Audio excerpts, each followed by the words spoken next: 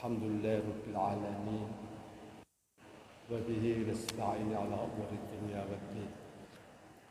اللهم صل وسلم وعظم وكرم على هذا النبي الكريم سيدنا وحبيبنا وشفيعنا قرة أعيننا ومولانا محمد وعلى آله وأصحابه أجمعين. سبحانك لا علم لنا إلا ما علمتنا إنك أنت العليم الحكيم ولا حول ولا قوة إلا بالله العلي العظيم. اللهم أغننا بالعلم وزينا بالحلم وأكرمنا بالتقوى وجملنا بالعافية. Amin. Amma ba'd, bapak-bapak, ibu-ibu, sahabat-sahabat semuanya, jamaah Masjid Izzatul Islam, mudah-mudahan selalu dimuliakan oleh Allah Subhanahu wa taala. Alhamdulillah, pada pagi yang berbahagia Allah senantiasa melimpahkan rahmat dan karunia kepada kita semuanya, nikmat iman, Islam dan ihsan, pada khusus nikmat sehat walafiat. Allah beri kita kesehatan, kesempatan, kemampuan untuk bisa hadir bersama-sama di Masjid Izzatul Islam yang mulia ini. Kita sholat subuh, kemudian kita lanjutkan dengan kajian-kajian sambil menunggu syuruk atau terbitnya matahari dan iktikaf pula. Mudah-mudahan apa yang kita lakukan ini akan mendatangkan keberkahan Allah Subhanahu wa taala. Di antara kita yang mempunyai hajat, mempunyai cita-cita, dambaan, mudah-mudahan Allah kabulkan semuanya dengan bermanfaat. Di antara kita yang di dalam tugas pekerjaannya ataupun kewajibannya menghadapi rintangan ataupun halangan atau kendala, mudah-mudahan Allah berikan solusi jalan tol yang terbaik dan manfaat serta maslahat.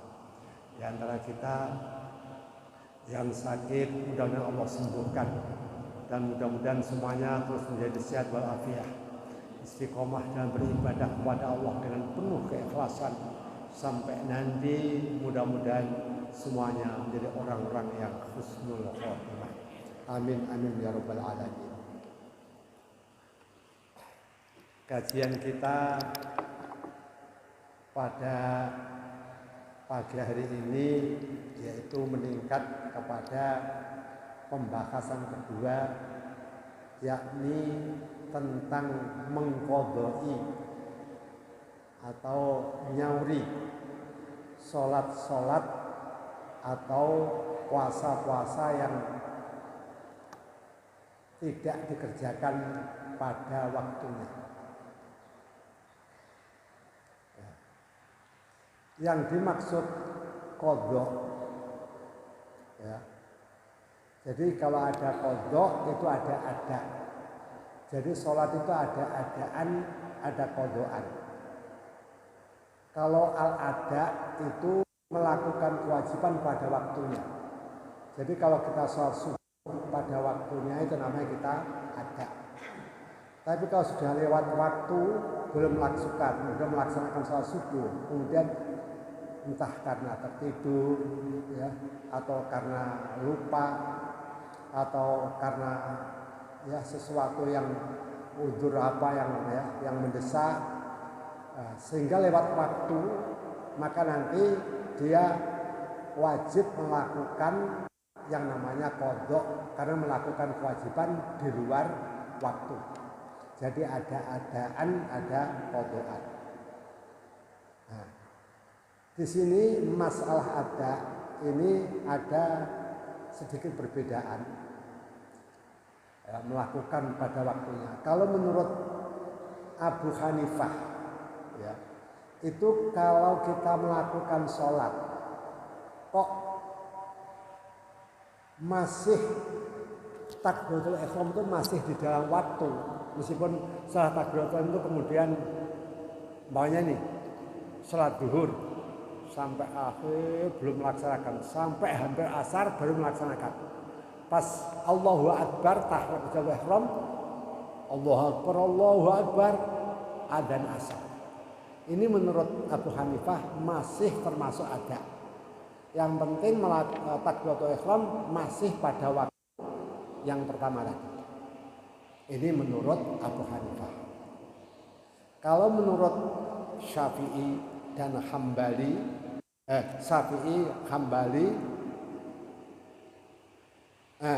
tadi menurut Abu Hanifah dan Hambali.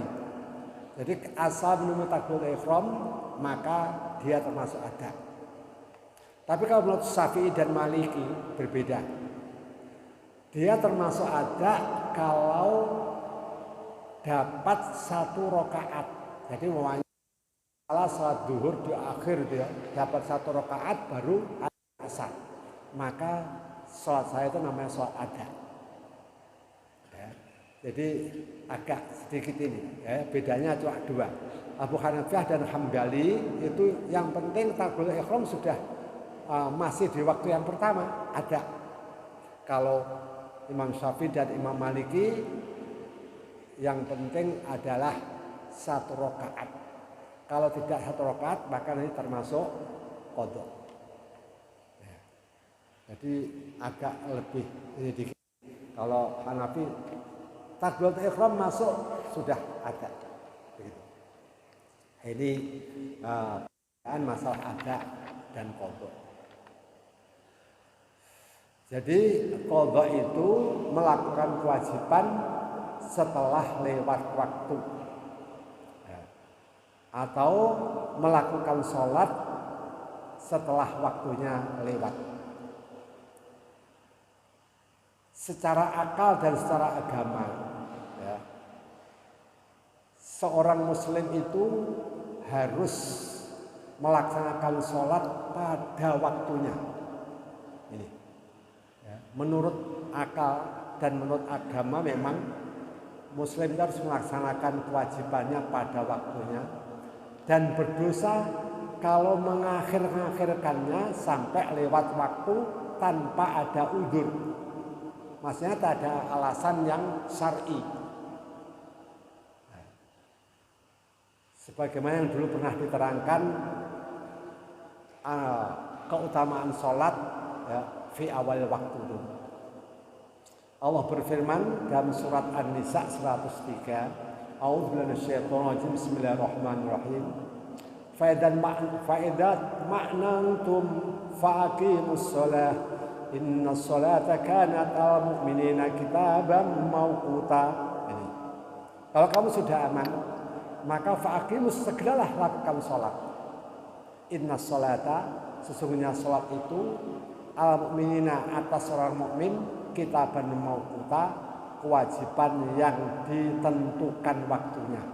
Kitaban mawquta ini kewajiban yang ditentukan waktunya. Maka mengakhirkan sholat sampai lewat waktunya, kok belum melaksanakan sampai lewat waktu, mengakhirkan sholat sampai lewat waktu, subuh makanya sampai lewat waktu, maka itu adalah termasuk maksiat besar. La tazulu, tidak bisa hilang kewajiban itu kecuali dengan qadha, dengan qadha dan ditambah dengan taubah. Bukan hanya qadha, kalau sudah qadha enggak dosa, enggak. Qadha kewajiban dan harus ditambah dengan taubah.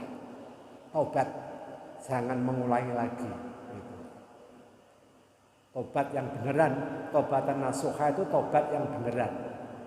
Taubat yang didasari dengan 3 fondasi. Fondasi pertama, meninggalkan perbuatan itu. Fondasi kedua adalah menyesal karena Allah. Kenapa kok melakukan itu? Fondasi ketiga, ada azam, niat kuat untuk tidak mengulangi lagi. Ini fondasi taubat yang namanya taubatan nasuh. 3 fondasi itu. Menyesal karena Allah dan meninggalkan perbuatan itu seketika, dan berazam, berniat kuat untuk tidak mengulangi lagi.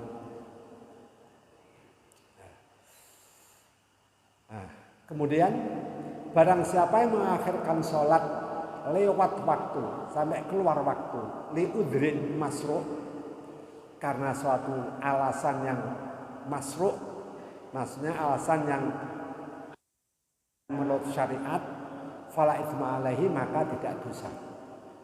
Apa? Wamna udhi di antara udur khauful adu, takut musuh. Ya. Takut musuh. Kalau dia melaksanakan, langsung dibunuh. Atau takut matinya anak pas istrinya lagi mau melahirkan. Ya.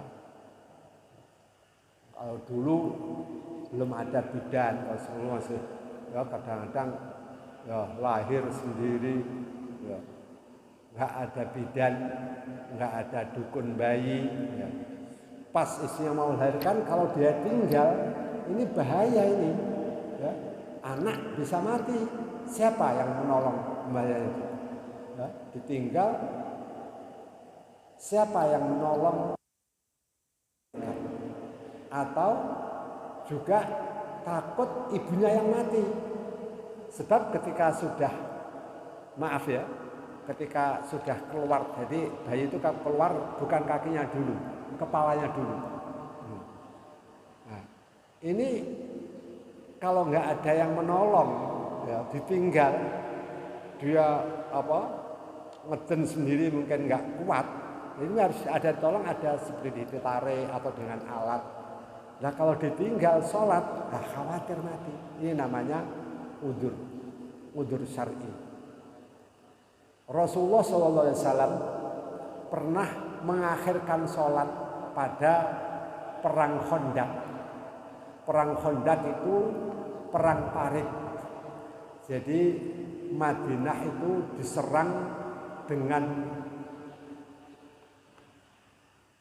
satu kumpulan orang-orang Nasrani, orang-orang Yahudi, orang-orang musyrik, maka bersatu ya, menyerang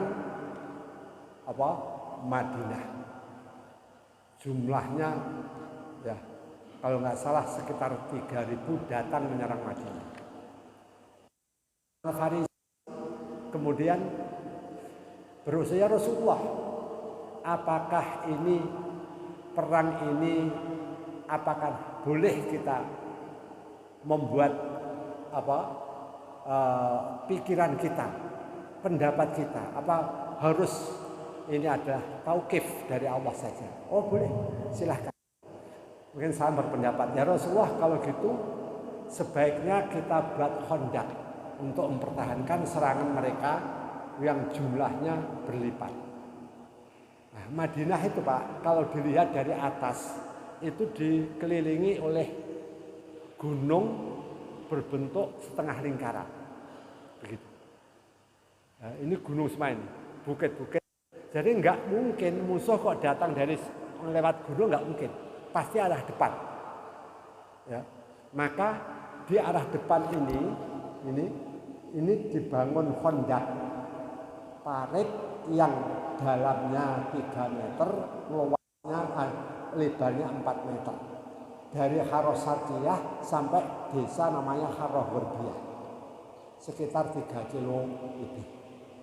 Ini bangun parit yang dalamnya 3 meter, lebarnya 4 meter. Diperkirakan kuda nggak bisa loncat. Nah, ketika datang tentara sibuk ini, perang ini, ya saking sibuknya Rasulullah sampai tidak sholat, mengakhirkan sholat. Sampai zuhur nggak sholat, asar nggak sholat, maghrib belum sholat, maksudnya belum sempat sholat ya, bukan nggak sholat. Zuhur belum sempat sholat, asar belum sempat sholat, maghrib, isya belum sempat sholat.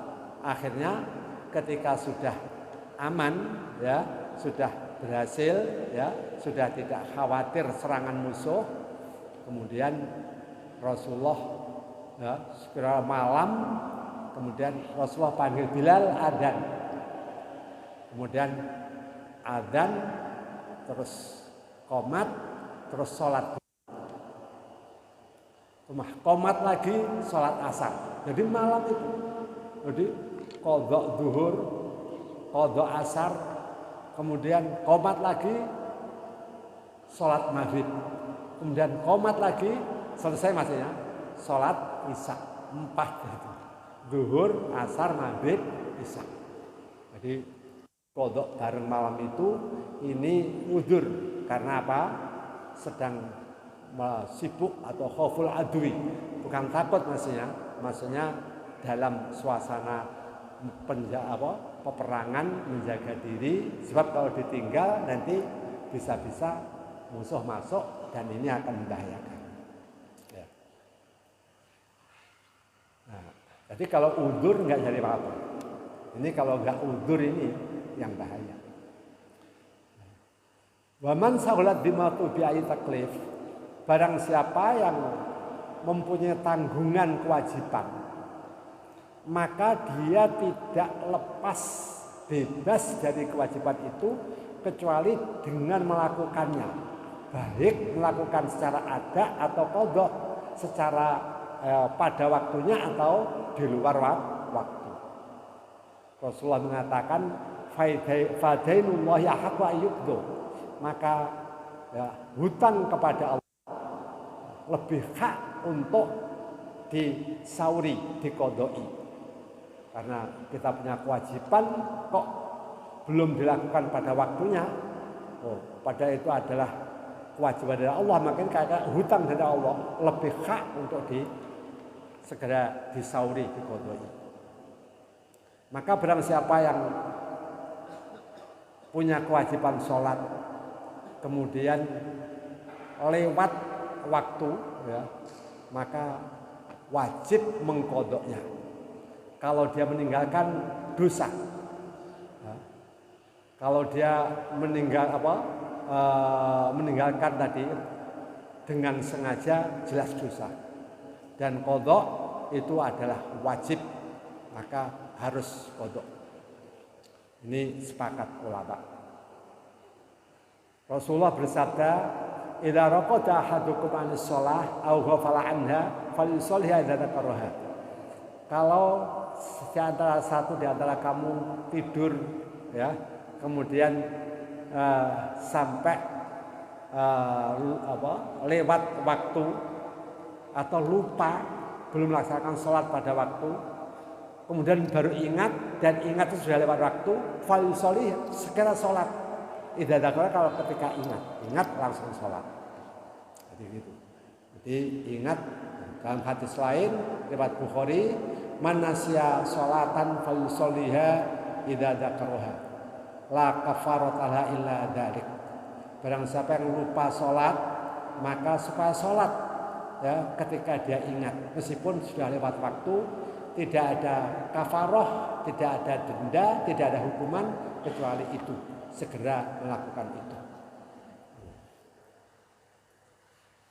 Nah, dari sini maka diambil kesimpulan yajibul qadha bi tarkis shalah amdan aw naumin aw sahwin.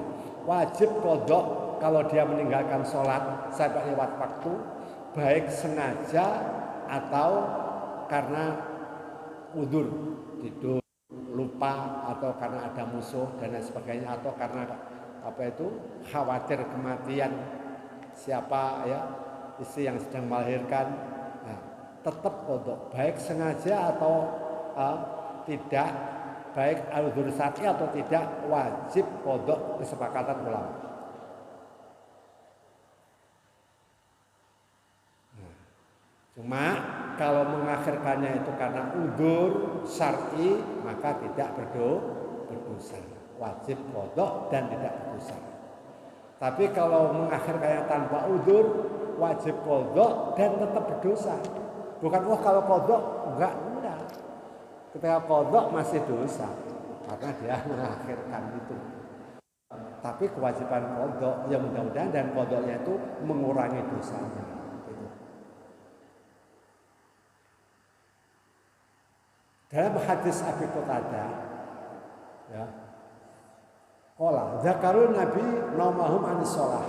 Mereka pernah laporan Rasulullah, kami ketidur sampai kami keluar lewat waktu belum sholat. Faqala, kemudian Rasul mengatakan, innahu laysa minnal naumi tafrid, innamat tafridu fil yaqdah. Sungguh tidur itu bukan suatu perbuatan tafrid, bukan suatu perbuatan yang meremehkan kewajiban, ya. Tapi yang meremehkan kewajiban tafrid itu adalah ketika dia sadar tapi tidak sholat pada waktu. Maka kalau salah satu di antara kamu tertidur sampai meninggal lewat waktu, maka segera sholat ketika bangun atau ketika dia ingat. Cuma yang masih dianggap tafrid itu kalau dibiasakan, Pak, dia sudah tahu, ya, dibiasa. Jadi dia begadang terus, tidur jam 3, nanti bangun jam 8. Ini sudah terbiasa begitu, diterus-teruskan. Nah ini termasuk tafrid kalau seperti ini, kesengajaan gitu ya. Kecuali pas banyak gini, pas ada kesibukan, ya, apapun ataupun pengantin apapun ya, kesibukan sampai lewat malam sampai jam 2 dia baru bisa tidur, bangun-bangun jam 7 lah ini ya. Sekali-kali. Tapi kalau sudah tahu tiap hari begitu, ya kan, dia mau begadang ini tidur jam 3 lewat, ya ini namanya, nah ini termasuk tafrid kalau seperti ini ya. Nah, sekarang kita masuk a'dzarus suquti shalah. Apa sih udzur apa yang bisa menggugurkan kewajiban sholat? Ittafaqal ulama ala anna sholata tasqutu al mar'ah ayyamal haid wa nifas. Ulama sepakat bahwa kewajiban sholat itu gugur bagi seorang wanita pada hari-hari dia haid dan nifas. Wa la yajibu 'alaiha ma fataha min as-shalawat atau al-haid wa nifas. Maka tidak wajib dia mengqadha sholat-sholat yang ketika waktu itu dia lagi haid atau lagi nifas. Seperti tidak wajib qadha bagi orang kafir asli atau orang yang gila, ya, orang kafir asli kemudian dia masuk Islam, ketika kafir itu enggak wajib qadha. Atau orang majnun gila kemudian dia dia sembuh, maka kewajiban sholat ketika dia gila tidak wajib diqadha. Cuma di sini ya agak sedikit ini, kalau menurut Imam Syafi'i, orang itu kalau haid, Pak, ini yang harus kita sadari.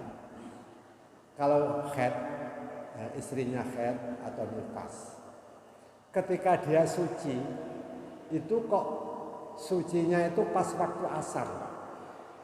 Waktu asar masih ada waktu sholat satu rakaat, maka dia wajib segera ya sholat juga qadha sholat zuhur. Kenapa? Karena zuhur dan asar itu bisa dijamak, bisa akan satu. Nah, kecuali kalau maghrib pas suci waktu maghrib, maka maghrib saja yang sholat. Tapi kalau suci pas waktu isya, maka dia juga qadha maghrib, karena maghrib dan isya itu bisa menyatu. Ini menurut Syafi'i demikian. Jadi kita ingatkan istri kita, kalau pas sucinya apa? Sucinya pas asar, wah kamu juga qadha zuhur, karena zuhur dan asar itu bisa kumpul. Kecuali kalau pas zuhur ya udah zuhur saja. Asar ini menurut Imam Syafi'i. Nah, sekarang gugur sholat, ya, kewajiban sholat menurut Abu Hanifah dulu. Zakal Hanafiyah, Hanifah mengatakan bahwa sholat itu gugur, ya, ketika orang itu majnun, gila. Wal mugha alaih, dan ketika dia pingsan. Idza sabal junun amil igma aktsar min khamsi salawat. Kalau gilanya atau pingsannya tadi terus sampai melewati 5 sholat, yakni sehari semalam. Amma idza samara aqalla min dzalika, tapi kalau gilanya atau pingsannya tadi tidak sampai sehari semalam, tidak sampai lebih daripada sehari semalam, maksudnya tidak sampai 5 waktu sholat, wajib alaihimal qadha, wajib dia mengqadai sholat yang ditinggalkan ketika dia pingsan atau ketika gila. Tapi kalau gilanya 1 bulan nggak wajib qadha, pingsannya 1 minggu nggak wajib qadha karena lewat 5 waktu sholat. Tapi kalau 5 waktu sholat atau lebih sedikit maka wajib qadha, ini menurut Abu Hanifah. Wa amal murtad, adapun orang murtad, ini menurut Abu Hanifah, fala yakfi ma fatahu zaman riddah wala ma qabla ilal hadd. Menurut Abu Hanifah, kalau orang itu murtad, maka ketika kemudian masuk Islam lagi, ya, masuk Islam lagi, murtad kemudian masuk Islam. Ya. Banyak ini contoh-contoh ada orang murtad masuk Islam. Dulu ada penyanyi namanya dari Jawa Timur, namanya Emilia Contessa, kalau nggak salah. Ya. Dia itu asalnya Korea, kemudian terjun ke penyanyi. Penyanyi menikah dengan orang Kristen. Akhirnya dia menjadi penyanyi di gereja, murtad. Nah, setelah cerai dengan suaminya itu, sadar masuk Islam. Masuk Islam lagi, itu sampai lupa bacaan sholat, lupa semuanya. Nah, masuk Islam, alhamdulillah, sadar masuk Islam. Nah, seperti itu, maka dia wajib mengqadai sholat-sholat ketika dia murtad. Kalau menurut ini, kalau menurut Abu Hanifah enggak wajib diqadai ketika murtad. Ini menurut Abu Hanifah. Nanti kalau Syafi'i lain, ya, tidak wajib qadha menurut Abu Hanifah ketika orang setelah murtad kemudian dia masuk Islam lagi, tidak wajib qadha. Juga kecuali haji. Kalau haji wajib qadha. Dulu sebelum murtad dia sudah haji. Sebab haji itu kewajiban yang dilakukan hanya sekali seumur hidup. Nah, selebihnya sunnah. Ya, wajib haji itu cuma sekali, selebihnya sunnah. Nah, ketika dia sudah haji kok murtad, kata Abu Hanifah, dia tidak wajib mengqadai sholatnya ketika dia murtad, tapi wajib menghaji lagi, karena haji dulu hilang sudah. Sebab menurut Abu Hanifah, ya, ketika dia murtad itu seperti al-kafir asli, orang kafir yang asli, maka haji hilang, maka dia tidak wajib qadha sholat, tapi yang wajib hanya qadha haji saja. Ini menurut Abu Hanifah. Nah, kalau menurut Imam Maliki, la yajibul qadha fi halil junun wal igma wal kufri wal haid wal nifas wa faqdi tahurain. Tidak wajib qadha kalau orang itu gila, igma atau pingsan kemudian sadar, ya, atau kufur kemudian masuk Islam, haid kemudian selesai haidnya, nifas selesai nifas. Ya, ini enggak wajib qadha pada waktu-waktu dia junun, pada waktu dia pingsan, pada waktu kufur dulu enggak wajib qadha. Wa faqdi tahurain, dan ketika dia tidak bisa wudhu dan tayamum, melakukan sholat dalam keadaan enggak wudhu dan tayamum juga tidak wajib qadha. Ini menurut Imam Malik. Jadi begini, seandainya kita ada suatu tempat di pesawat, wudhu nggak bisa, tayamum nggak ada debu. Ya, akhirnya kita sholat ya udah lihurmatil waktu sholat. Ya, ini menurut Imam Maliki nanti nggak wajib, ya udah, ya, dia sholat sudah nanti nggak wajib qadha lagi. Ini menurut Imam Maliki. Kalau Imam Syafi'i, sholat lihurmatil waktu ketika faqidu tahurain, jadi tidak dalam keadaan nggak bisa wudhu dan nggak bisa tayamum, dia sholat lihurmatil waktu. Nanti setelah lewat waktu, setelah datang, maka dia wajib qadha menurut Imam Syafi'i. Umpamanya ya di pesawat, di kereta api, umpamanya ya nggak bisa wudhu, nggak bisa tayamum, dia sholatnya juga udah menghadap kemana itu ya, karena ikut larinya pesawat tadi ya. Nah ini menurut Maliki nggak wajib qadha. Menurut Syafi'i nanti mengqadha. Dia tetap sholat lihurmatil waktu tapi nanti mengqadha. Ini perbedaannya. Ya. Sekarang Imam Syafi'i, la tajibu sholatu ala haid wa nifasa khairin minal madzhab. Ya, betul.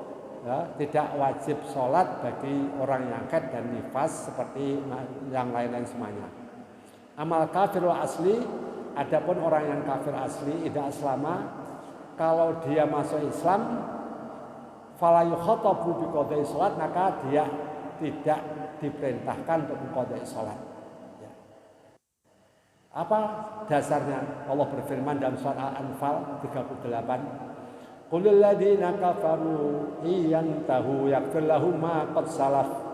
Katakanlah Muhammad SAW kepada orang-orang kafir itu, iyantahu, kalau dia menghentikan kekufurannya kemudian masuk Islam, maksudnya yaghfir lahum, Allah mengampuni untuk mereka ma qad salaf, apa yang telah lalu, sudah Allah ampuni semuanya, dianggap putih.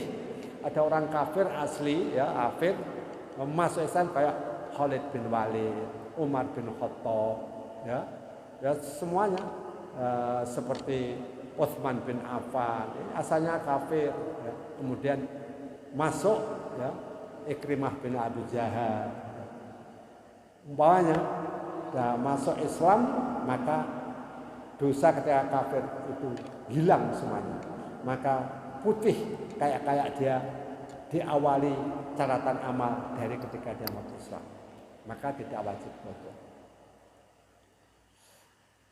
Amal murtad, ini kalau Syafi'i ini bedanya.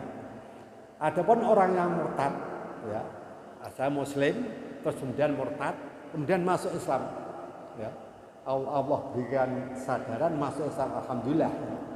Tidak terus murtad, terus masuk Islam. Fayazamu qadha shalah, maka wajib dia mengqadha salat.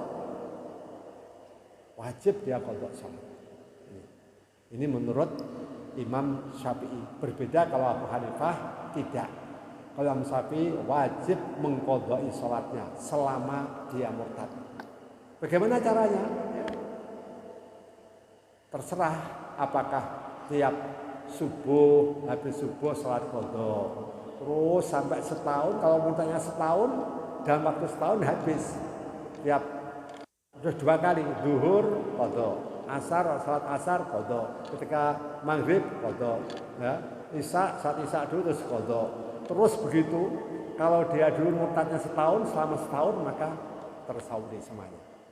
Jadi caranya terserah, ya, bagaimana caranya pun semuanya. Mungkin itu termasuk salah satu cara. Kemudian wa man zala aqlu bi junun au igma au marad au bisabi mubah.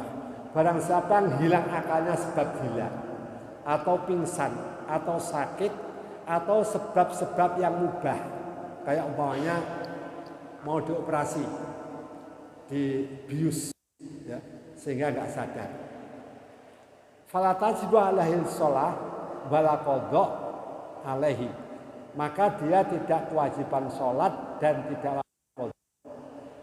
Sebab Rasulullah mengatakan rufi al-qalam an thalathatin, ya, diangkat kolam, maksudnya tidak diberi beban kewajiban bagi 3 kelompok. Ya. Ya. Kelompok di situ termasuk diantaranya orang tidur sampai bangun, orang lupa sampai ingat, ya, termasuk tadi, ya, orang yang hilang akalnya sampai dia kembali sadar. Adapun orang yang hilang akalnya sebab haram, ya, tadi kan sebab sesuatu yang mubah, yang boleh karena pengobatan dan sebagainya. Adapun orang yang hilangnya karena sesuatu yang haram, seperti minum minuman memabukkan atau makan obat yang tanpa dibutuhkan, ya, supaya fle saja, akhirnya hilang betul akalnya. Fayajibu alaihi qadha idza afaqa, maka dia wajib qadha salatnya ketika nanti dia sadar. Karena dia hilang akalnya tadi karena sesuatu yang haram, maka tidak bisa menggugurkan kewajiban. Ya, ini menurut Imam Syafi'i. Nah, wa qala Hanabilah, sedangkan Imam Hanabilah, la tajibu shalah ala sabi wala kafir wala khaid an nufasa amal kafir asli kala yazamu qadha ma tarakahu min ibadat fi hal kufur. Ini hampir sama dengan Syafi'i, ya. Ini ya, tidak wajib sholat atas anak kecil, kafir, haid, nufasa, ya, ketika nanti hilang nifasnya atau haidnya ketika masuk Islam, ketika balik anak kecil, enggak wajib qadha. Amal kafir asli fala yalzamu qadha ma tarakahu min ibadat fi hal kufur. Ya, betul, sama. Oh, ya, ini hampir sama, Hambali itu hampir sama. Wa amal murtad, tapi kalau murtad fafi wujubil qadha alaihi riwayatani. Ada menurut Ahmad bin Hanbal ini, kalau orang murtad itu wajib qadha, ada dua riwayat. Ya, jadi dari Imam Hanbal itu ada dua pendapat. Pertama, seperti Abu Hanifah, la yalzamuhu, tidak wajib qadha. Jadi kalau murtad kemudian masuk Islam enggak wajib qadha. Ini satu riwayat dari Ahmad bin Hanbal. Sebenarnya yang kedua seperti Syafi'i, wajib qadha, orang yang murtad masuk Islam dia wajib qadha. Jadi ada dua riwayat. Ini Hambali punya dua riwayat. Ini menurut Imam Hambali. Nah, kemudian ini agak sedikit menarik. Ada sholat isqatu sholah wa shom wa ghayriha 'anil mayyit. Hilangnya kewajiban sholat dan puasa dari orang yang meninggal. Abu Hanifah mengatakan, idza matal marid wa lam yaqdir 'ala shalah imam bi ra'si. Kalau orang sakit itu, ya, ada orang sakit mati. Dan ketika sakit itu dia tidak mampu melaksanakan sholat dengan isyarat kepalanya, nggak mampu, maka dia tidak wajib untuk mewasiatkan kepada orang lain untuk mengkafaroi sholatnya, tidak wajib untuk mengganti sholatnya dengan dengan membayar mut, tidak.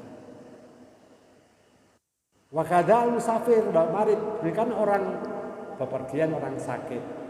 Kalau ada orang bepergian, musafir atau orang yang sakit, idza aftara fi shaum, kalau dua-duanya itu tidak berpuasa, pas Ramadan tidak puasa. Wa mata, dan kedua-duanya mati sebelum melaksanakan, ya, sebelum sehat dan sebelum melaksanakan puasanya. Maka ya dia maksudnya sebelum mati itu dia tidak diwajibkan untuk wasiat untuk mengganti puasanya, tidak. Ya udah.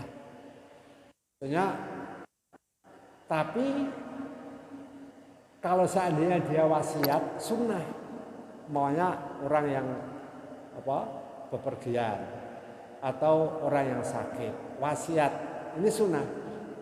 Kalau kita nggak tahu yang terjadi, ya, dia ngomong pada ahli warisnya, kalau seandainya nanti saya ini nggak bisa melaksanakan puasa, ya, karena sakit atau saya sedang musafir, kok kemudian Allah menakdirkan mati, maka tolong nanti difidyai sholat dan puasanya. Ini sunnah. Jadi sebelum dia bepergian atau lagi sakit, dia ngomong pada ahli warisnya, ya, jaga-jaga, jangan-jangan pas sakit itu kemudian Allah mengambil nyawa. Ini sunnah berwasiat. Waman mata wa alaihi sholawatun faitah. Barang saya mati dan dia punya tanggungan sholat yang tanpa udzur.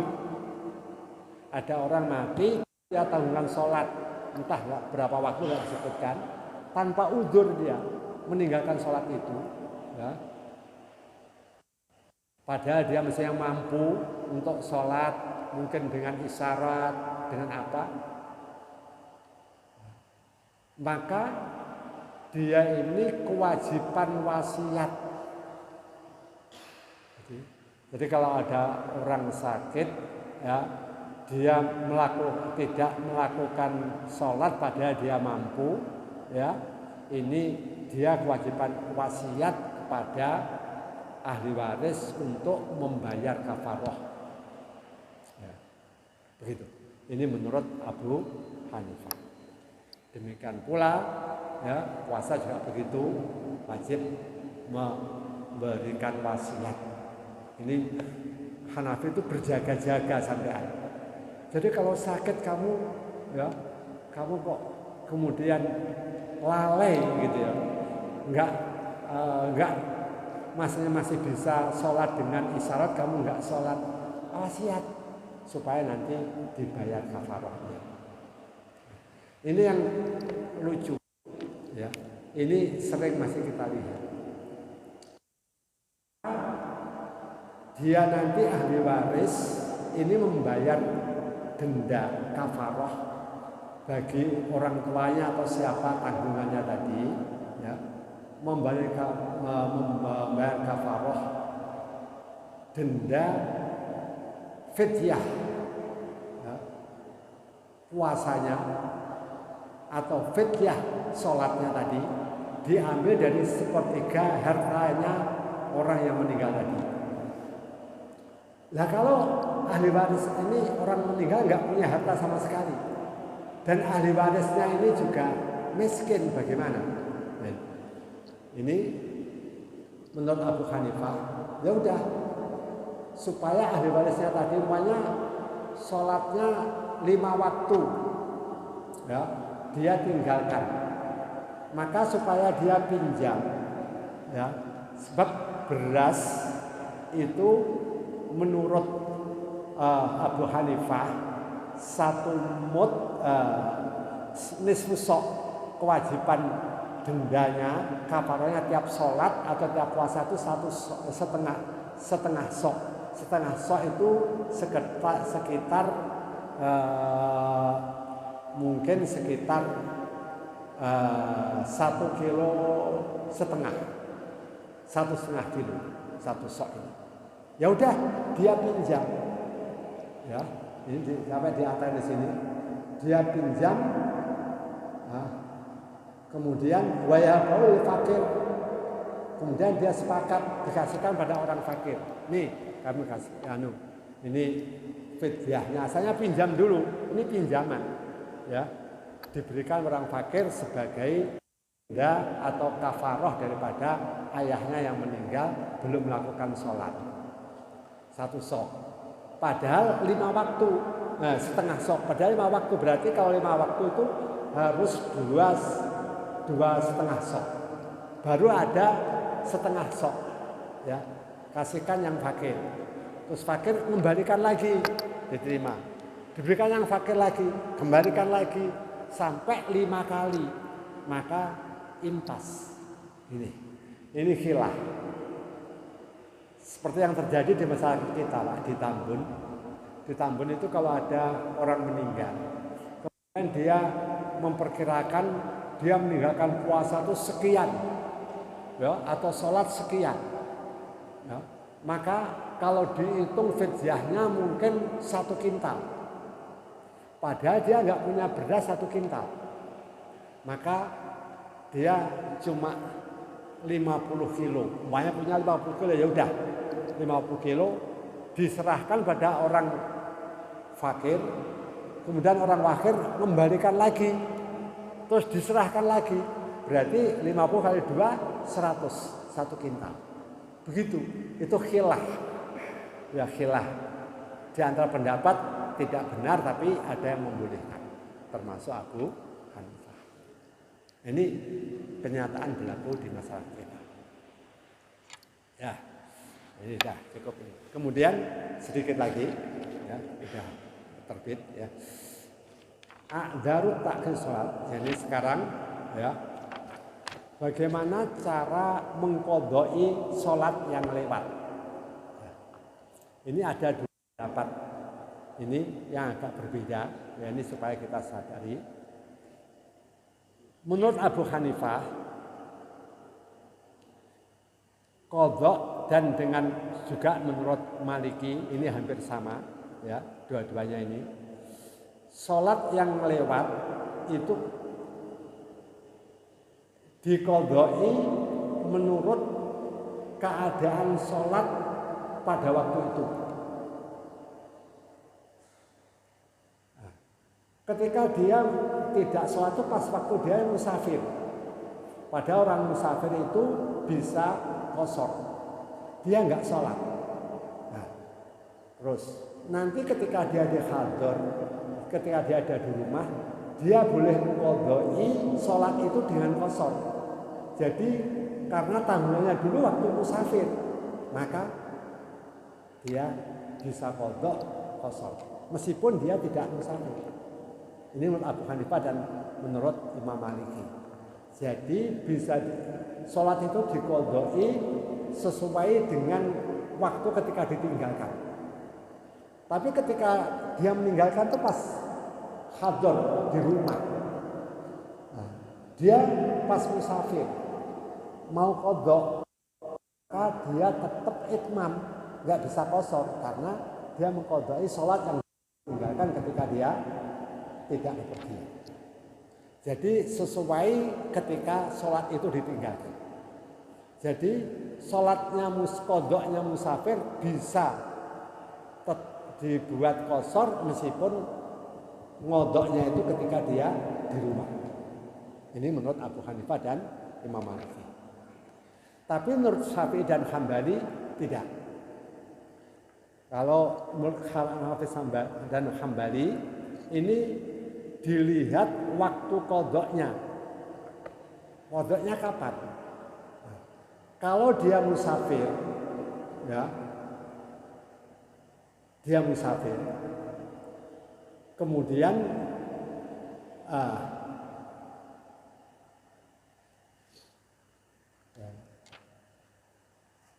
yungdoru liwaktil qadha fayudhul musafir as-shalah rubaiyah rakaataini sawan fatatu bisafar fil hadar.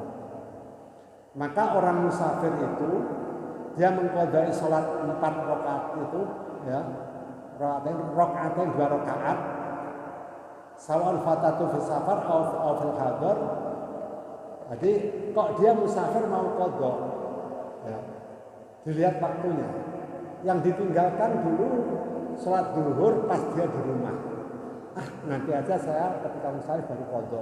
Lah ini dia boleh qashar karena dilihat waktu qadhanya. Jadi kebalikan. Ya. Dia meninggalkan waktu di rumah, waktu hadar istilahnya, ya, waktu enggak musafir. Meninggalkan sholat zuhur dan asar. Nanti aja saya qadhai pas saya bepergian musafir.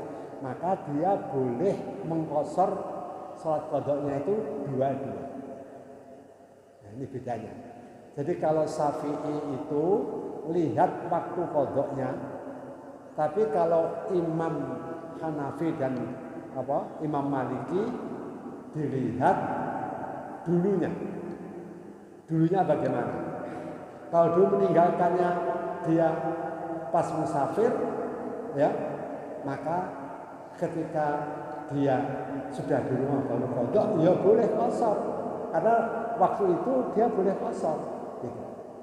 Nah, kalau Syafi'i enggak, dilihat waktu dia qadhanya. Nah, kalau waktu dia qadhanya pas musafir, yang ditinggalkan sholatnya itu pas dia di rumah, boleh diqasar. Nah, kalau yang ditinggalkan pas dia musafir, padahal boleh qasar, kok dia ngodoknya di rumah, tetap harus itmam 4 rakaat. Karena dilihat dari waktu qadhanya, waktu mengqadhanya. Ini kebalikan. Nah, kemudian menurut, nah sekarang bagaimana kalau sholat malam atau sholat jahar dan sholat sir? Nah, sekarang kalau sholat ini menurut Maliki dan Hanafi, kalau sholatnya itu adalah sholat yang sir, yakni yang siang, zuhur, asar, ya, ini tughdal hadariyah kamilatan walau qadha sore, wa tughdal nahariyah sirran walau qadha lailan. Kalau yang diqadai itu sholat zuhur dan asar, dan diqadai di malam hari, tetap harus sirrun, maksudnya enggak boleh keras, apa enggak disunatkan keras bacanya. Kalau yang diqadai itu adalah sholat malam, maghrib, isya, subuh, dan qadanya di waktu siang, maka juga boleh biljahri, sunat biljahri. Jadi lihat kemarinnya ya kan, lihat yang ditinggalkan itu. Meskipun qadanya siang tetap keras. Karena apa? Dulunya aslinya keras. Ya. Syafi'i juga begitu. Ya. Kalau menurut Syafi'i, ya, nanti lain lagi. Ya. Kalau menurut Syafi'i, mengqadha sir dan jahrnya bacaan itu dilihat waktu qadanya. Fa in shalla fi nahar min tulu'i syamsi ila ghurubiha as-samqa. Kalau dia qadanya itu kok siang hari, ya harus pelan, sir. Kalau qadanya malam hari, padahal di qadanya zuhur, ya keras karena malam. Ini jadi dilihat pada waktu melakukan. Kalau Hanafi dilihat ketika dulu ditinggalkan. Jadi ini perbedaannya. Ya, inilah kajian kita ya pada hari ini. Cuma ada sedikit ini supaya tidak kelewat. Nah, qadha itu harus segera atau tidak? Ya, kalau kita meninggalkan, wajib segera qadha atau tidak? Ini sedikit. Wajib yakun qadha fauran, wajib qadha itu segera. Ya. Jadi kalau kita lewat, wajib kita punya hutang, wajib segera disaur. Baik sholat lewat itu, sholat yang tidak kita pada waktunya itu karena udzur atau tidak, ini wajib segera dilakukan qadha, wajib. Kecuali kalau Imam Syafi'i, kalau menurut ini menurut jumhur wajib baik udzur atau tidak itu segera fauran, wajib qadha. Tapi kalau menurut Syafi'i maka ditafsil. Gimana tafsirnya? Yubadiru rifat nadbat infatau biudrin. Kalau dia ketinggalnya sholat itu karena udzur, karena ketiduran. Kayak tadi karena menunggu istri yang melahirkan, khawatir nanti akan mengancam nyawanya. Ya, itu karena udzur. Ini menurut Imam Syafi'i sunat, ya, cepat-cepat, sunnah saja, tapi nggak wajib, boleh betul-betul besok boleh. Tapi kalau meninggalkannya tanpa udzur, ya lewat waktu tanpa udzur, maka wajib cepat-cepat. Ini beda, sedikit tafsir. Tapi kalau menurut jumhur tadi, menurut Hanafi dan Hambali, Maliki, itu wajib segera, baik ada udzur atau tidak, meninggalkan udzur atau tidak, wajib segera diqadha. Kalau Syafi'i ditafsil. Kalau beudhr sunnah saja. Boleh besok-besok lagi. Tapi kalau tanpa udzur wajib segera qadha supaya bebas dari tanggungan. Ini mungkin kajian kita pada hari ini. Bila mana ada yang perlu kita perjelas saya. Iya.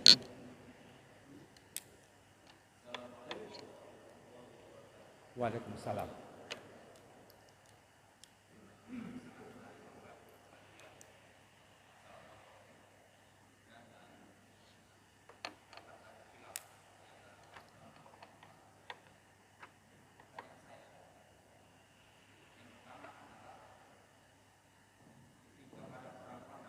Iya.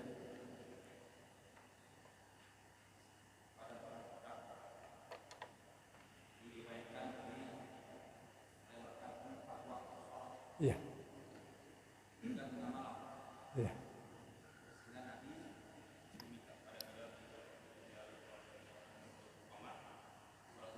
Ya. Ya. Ya. Oh. Enggak. Ya.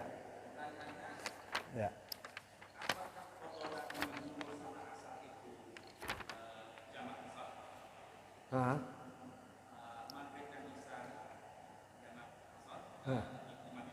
Ah. Ah.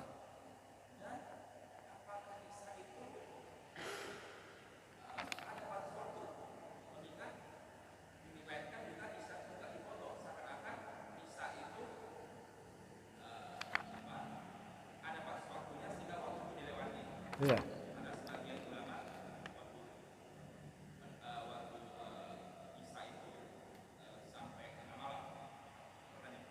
Ya.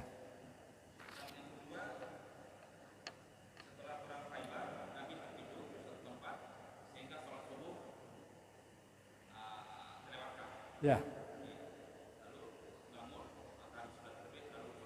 Ya.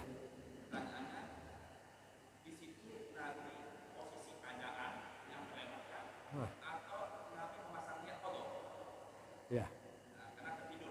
Ya. Ya.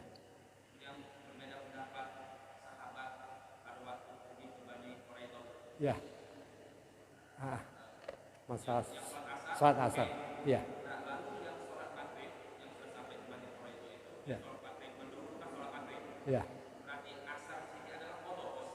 Ya. Iya, iya.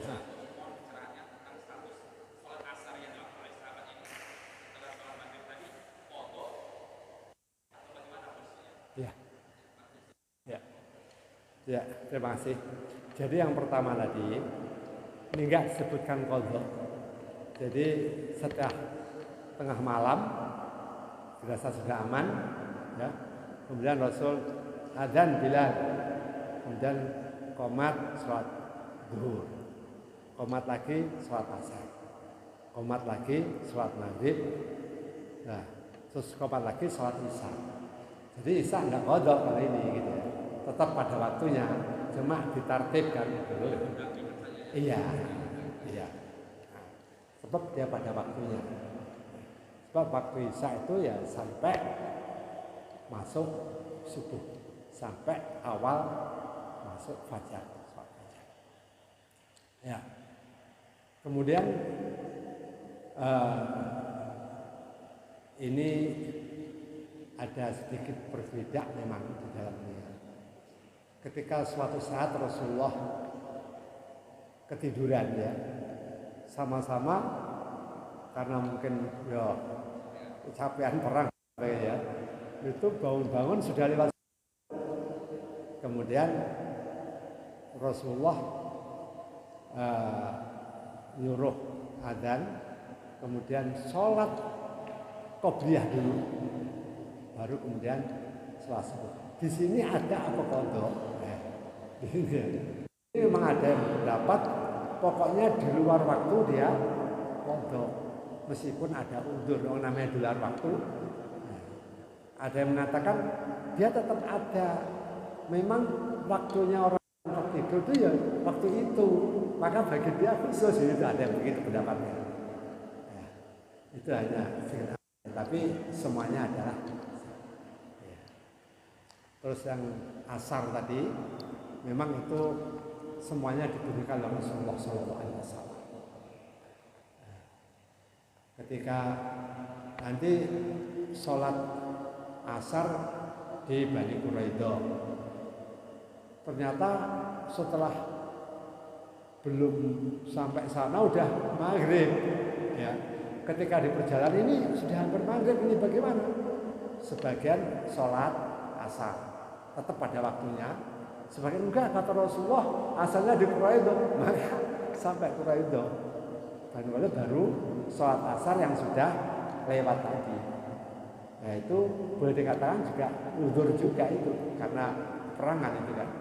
Nah, terus baru maghrib. Nah, jadi Rasulullah katakan semuanya betul. Jadi yang memperhatikan waktu betul, yang tadi karena uzur ya, dalam suatu keadaan, dan itu juga pesan Rasulullah juga benar. Jadi nggak ada yang disalahkan di situ. Semacam orang sholat witir, ya kan? Ketika Rasulullah mengatakan Abu Bakar, kapan sholat witirnya? Kalau Abu Bakar habis sholat isya langsung witir. Kalau Umar nanti. Oh, kamu Abu Bakar orang yang hati-hati, sehingga kamu khawatir nanti kalau ketiduran. Kamu Umar, kamu orang yang iya, sehingga kamu yakin pasti kamu nanti akan bangun sebelum itu, sehingga sholat witir. Jadi dibenarkan. Cuma ada hadis la witroni fil lailah, tidak ada dua witir dalam satu malam. Jadi kalau dia sholat witir itu di atas isya, nanti nggak sholat witir lagi, artinya tahajud tanpa witir. Kalau dia belum witir ya nanti witir setelah ya, kayaknya semacam itu. Mungkin ini ya, kajian kita kayaknya sudah waktu suruh. Mohon maaf kalau mungkin lewat waktu sedikit. Mudah-mudahan Allah selalu melimpahkan kepada kita kesehatan, bisa istiqomah beribadah kepada Allah. Allah sehatkan badan kita, Allah sehatkan jiwa kita, Allah sehatkan rezeki kita. Ya, mudah-mudahan kita bisa istiqomah dengan Allah dan penuh keikhlasan sampai nanti mudah-mudahan Allah menjadikan kita orang-orang yang husnul khotimah dan Allah kumpulkan kita di dalam surga Allah sejajar naim. Amin ya rabbal alamin. Ala hadiniyati al-Fatihah. Bismillahirrahmanirrahim. Alhamdulillahi rabbil alamin. Ar-Rahmanir Rahim. Maliki yaumiddin. Iyyaka na'budu wa iyyaka nasta'in. اهدنا الصراط المستقيم صراط الذين أنعمت عليهم غير المغضوب عليهم ولا الضالين. بسم الله الرحمن الرحيم. الحمد لله رب العالمين حمدا يوافي نعمه ويكافئ مزيدا. يا ربنا لك الحمد ولك الشكر كما ينبغي لجلال وجهك الكريم وعظيم سلطانك.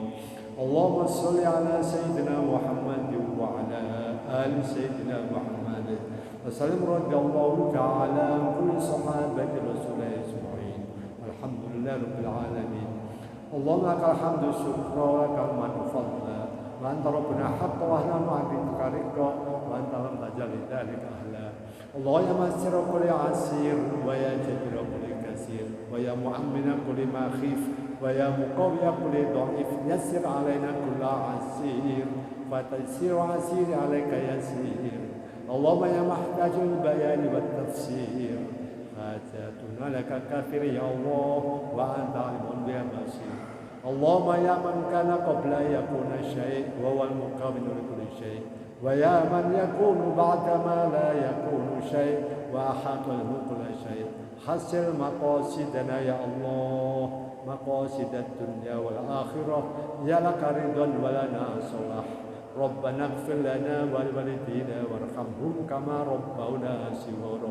ربنا انفعنا ما علمتنا وعلمنا ما ينفعنا وارزقنا علما ينفعنا ربنا هب لنا من الصالحين ربنا هب لنا من أزواجنا وذرياتنا قرة أعين واجعلنا المتقين إماما اللهم اجعلنا وأولادنا وأزواجنا وذرياتنا وجماعتنا وتلاميذنا وتلميذاتنا من أهل العلم والخير ولا تجعلنا وإياهم من أهل الشر والضير ربنا آتنا في الدنيا حسنة وفي الآخرة وقنا عذاب النار وأدخلنا الجنة مع الأبرار يا عزيز يا غفار يا رب العالمين صلى الله عليه وسلم محمد وعلى صحبه بارك وسلم سبحان ربك رب العزة عما يصفون وسلام والحمد لله رب العالمين. Mohon maaf, wabillahi taufiq wal hidayah. Assalamualaikum warahmatullahi wabarakatuh.